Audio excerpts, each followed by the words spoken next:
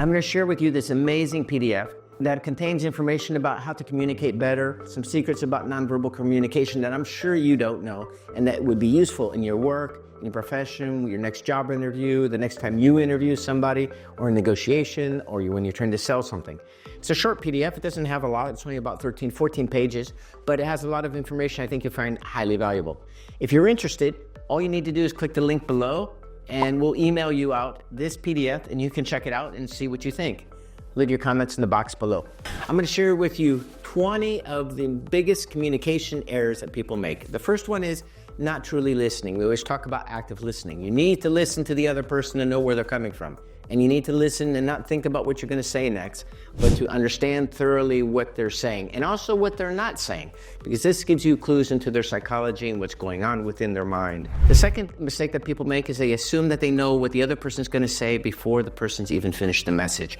This is a big flaw because many times there's little nuggets of information that will come out through that communication. And that's why it's important that you listen actively and you listen carefully and you're looking for those non-verbal details that maybe even the person subconsciously is not even aware. Those little details that maybe the person consciously is not even aware that they're thinking it or feeling that. That's why it's so important to listen actively and not to assume you know what the person is going to say. The third thing is don't interrupt the speaker. Let them complete what they have to say. Because if you don't let them finish getting the words out, you're just going to frustrate them, and it's not going to be a good bilateral communication with the person. If you want to have good communication with somebody, you need to let the other person finish, then you can speak. You have societies, for example, or cultures, I'll say, like in Spain, where two people speak at the same time and nobody's listening. It's just amazing how these people, well, that's why they're so ineffective and they don't get much done, because people are too busy talking and not spending enough time listening. And as I always say, we have 2 ears and 1 mouth, so listen twice as much as you speak. The second thing is when you're having a conflict or a disagreement, avoid using the word you. Try using the word I. This will help take the tension and the stress off of the other person. There's an inverse of this when it's really good to use the word you. If I'm telling a story, if I'm doing a presentation and I'm sharing a story with you, it's much better to involve the person in the story in the positive experience. But if it's a negative experience, avoid using that word you, like you always do this, you are such a blah, you haven't whatever done that. No, say, I really appreciate it when people come to the office early, and I really need to get those reports done on time because I have to give them to my boss, or I have to give them to the client, or whatever I have to do. So if it's a negative thing, rely on the word I. If it's a positive thing, then rely more on the word you. Thereby you're involving them in that positive experience. If it's a negative experience, again, try to use the word I more frequently so the other person doesn't feel like you're putting the blame on them. The next thing is avoiding or procrastinating to have difficult conversations. The quicker you nip it in the bud, the better. If not, it just sits there and it festers and it's like an infection. It just gets worse and worse and worse and worse. It's better just to deal with it head on and get it dealt with. Many times, those difficult conversations are not so difficult once you deal with them. And you'll feel a lot better once it's been dealt with and you've gotten it out of the way. Another problem, but this is more organizational, is inconsistent communication channels. This would be, for example, like I'm speaking with people communicating and I'm using WhatsApp, and then I'm using Facebook Messenger, and then I'm using email, and then I'm using phone calls, and I'm using SMS, and then maybe I'm using Instagram chat.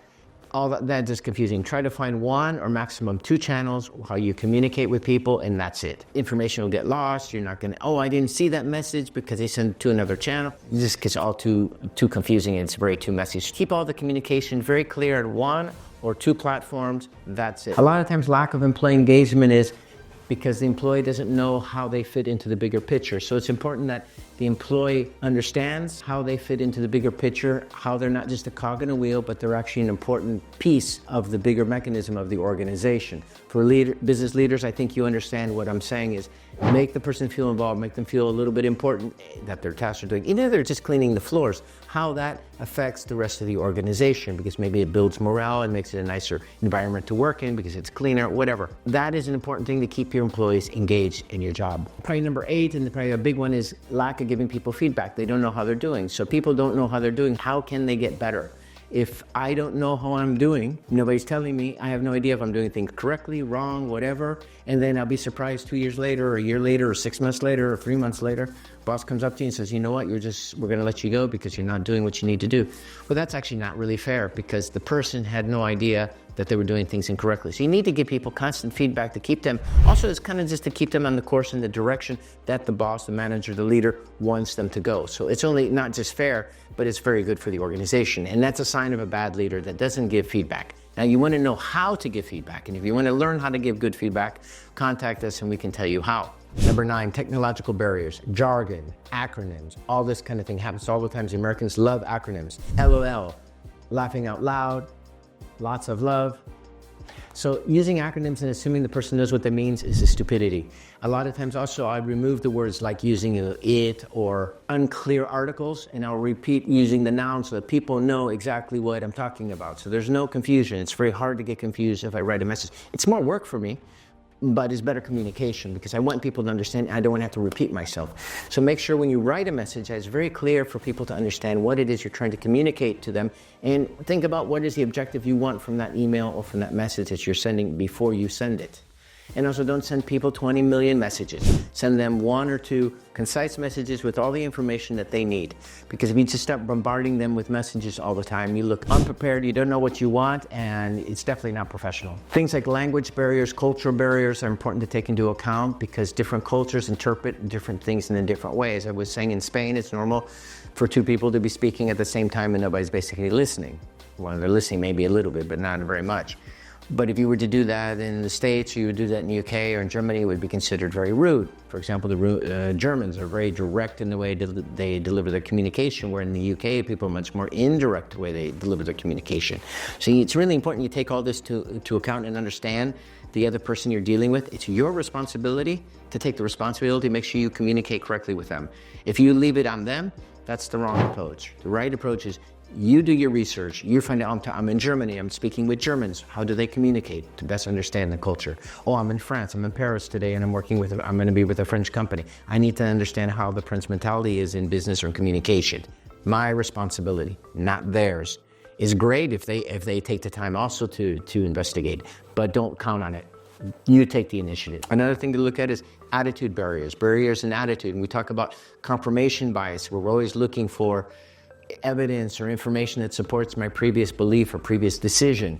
Well, attitude, a big influence on the way we communicate with people. So maybe if I already have a belief about something and somebody says something contrary to what I believe, I will switch onto a negative attitude and I won't want to hear what they're saying. And that's not beneficial. It's better to listen, process, think about it, analyze it. And there's a whole course I teach about a whole process. All the steps you need to go through when you're dealing with somebody you don't agree with, and to be more effective at that. Cultural barriers is important to keep in mind. People from different cultures, different parts of the planet, operate and communicate in different ways. And again, I talk to Germans, to the UK, to the Chinese, to the Americans, to the Hispanics, to the Spanish, to the Italians, to the Portuguese.